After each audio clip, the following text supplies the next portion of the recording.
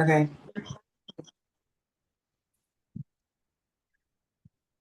Good evening, everyone. My name is Delanda McNair. I am the author of Father, Then the Eyes Can See, You Taught Me, and a collaborative work of Dear Daughter. With Father, Then the Eyes Can See, basically, my writings began as a dream. God visited me in a dream one night after a conversation I had with my younger sister, and that conversation just took on a whole different life. Prior to me writing these books, I had never even journaled. So I never even considered being a writer. And the message of my books are forgiveness, redemption, and love, the love of man, the love of God, and second chances. Basically, it he gave me the idea, the farther than the eyes can see stems from the verse in Matthew 6:33, where it says, seek ye first the kingdom of God. And basically, if you seek him first, it can make a huge difference in the way things unfold and turn out in your life. Other opposed to you not seeking him first. And some of us, I will speak for me. I found that out firsthand, unfortunately, in some things. Well, with the story, Father That the Eyes Can See, it gives you the opportunity to go along the journey of a young lady who makes a decision that affects 5 people's lives immediately, and after she made this decision, she realized, oh, wait a minute, I wasn't expecting it to unfold like this. Well, at that point, it's too late. She has to figure out how to travel along that journey and some kind of way, find a way to right her wrong or make it better because of the lives that she see that she's changing or had the part she played a role in changing and not in the very best of way. So again, it is Father, Then the Eyes Can See. You taught me talks about second chance. And again, the stories are a message of forgiveness, redemption, and love, the love of man, the love of God. And as I stated, these writings came to me from God. So I write now because I appreciate the access to being able to have a worldwide conversation with people I never met and with people that I don't even know that I will be able to touch their lives in such a way once they read my books, because that's when I find out. With Father Then the Eyes Can See, there was a story, there's a storyline in there where there's a stroke situation. I currently get to be my mother's full-time caregiver because in 2012 she had a stroke. I was writing about things that I had never even experienced. My writings began in 1995 and I finally published them in 2013. So some of these things are me writing things that I had the opportunity to live out firsthand, and I had no idea that it would become my life. Again, Father Then the Eyes Can See, You Taught Me, and Dear Daughter. And there's also a journal there, You Are Beautiful, because whenever you pick up that journal or you cross yourself in the mirror, it reminds you that, excuse me, that you are beautiful. And sometimes we don't tell ourselves that, or we don't remind ourselves of that. And sometimes we can use a little help in reminding us. I am on Facebook at author Delanda McNair, and I will put my link in the comments here, the chat, as it relates to where you can buy books. Yes, they are available on Amazon or any of your favorite bookstores. You just give them my name and you give them the book title, and they will order it for you. If you want an autographed copy, the link will help you with that. And thank you again for having me. That's awesome. Every time she comes on, that's amazing. And one part of her books that's very interesting is forgiveness, because some of us carry things to our graves, and why be angry with anyone? So Delanda really opened my eyes to that.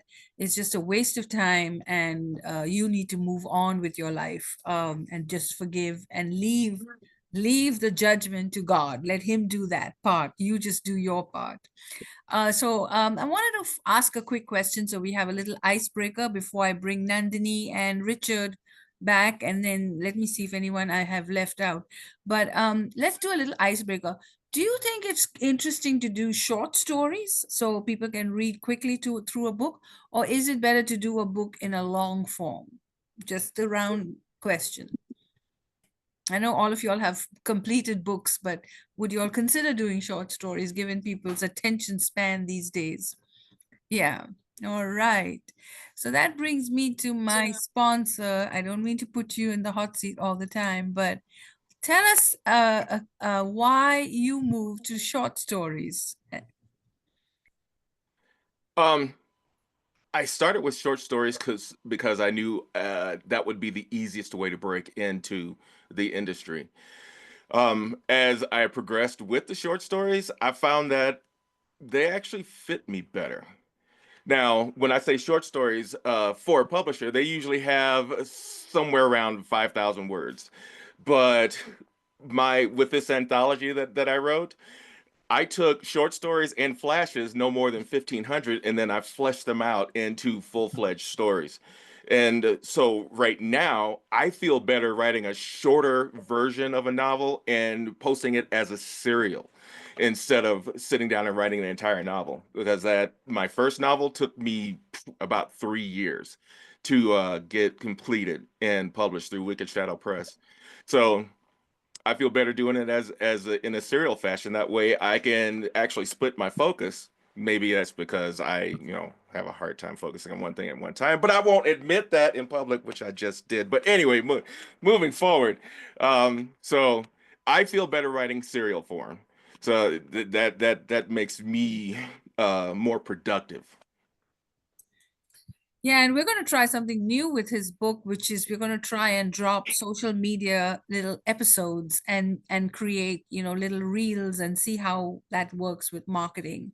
So anyone wants to give a tip or an advice? I know Sue has been on the road doing book signings and she had 1,500 people at in Alabama. And so tell us any tips or tricks that have worked for you with the book. What has been some joys and things that didn't work out quite right? So any marketing tips for your book that have worked?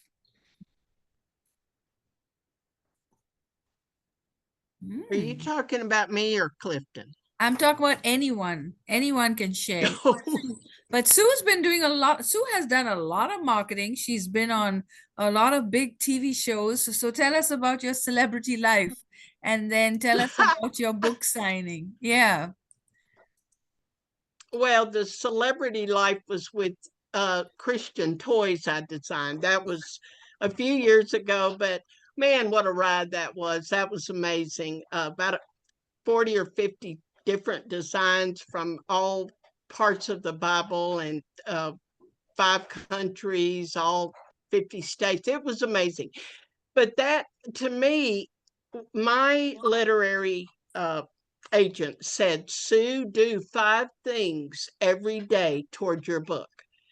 If it's calling a radio station, running a press release, calling bookstores, calling other places to set up book signings, do 5 things every day.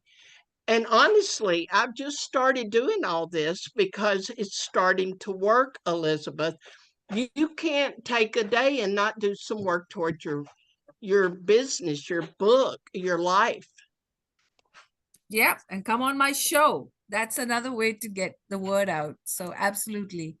I think that's great advice because I personally make 40 phone calls a day and I Woo! send out almost 100 emails. Yes. Wow. I just made it my business. I get up early morning and I have my list and I make my calls and I make my connections.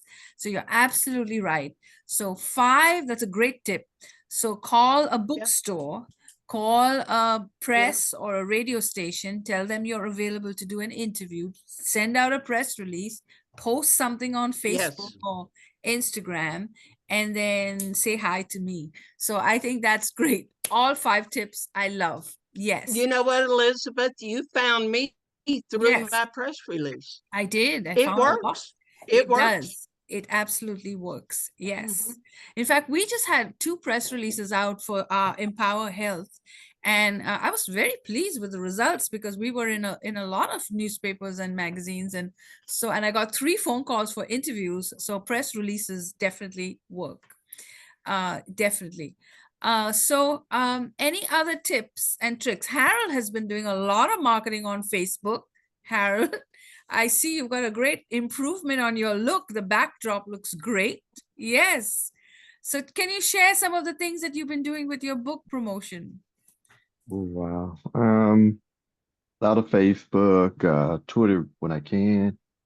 I slide some things into LinkedIn, which kind of, you know, people look for jobs, but still I slide some things over there. Instagram, of course. I got lucky. I guess you say lucky. I got a publicist called herself Miss Queenie. She does a lot of it for me. So it took me a minute to find her, but she's been a needed help.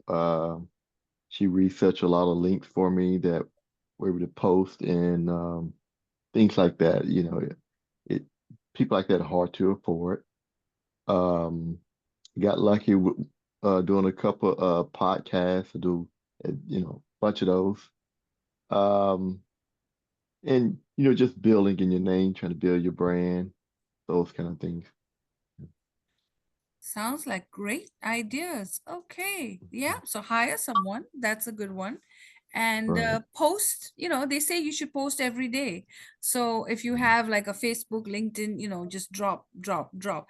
I'm going to be doing some work for Clifton, with 9 episodes of his short stories. So watch out to see a new technique of doing some reels and marketing. We're going to almost make it like a saga, like a big, like a story. Okay. So really, I think that is the key. Clifton is also going to be doing a book signing in Colorado, and he's going to be back with us for our Empower Men. And I invite you all back as well. I'll make sure that right after this that you have the dates in your calendar. Okay, so now we did a little interaction. So over to you, Nandini. Now, Nandini is a very intellectual book. Her book is more of a business focus, which will go right into bringing Richard in next. So Nandini, first of all, congratulations. This is the AAPI month. So I'm excited to have you on my show. Yes. All right. So, yeah. So let me stop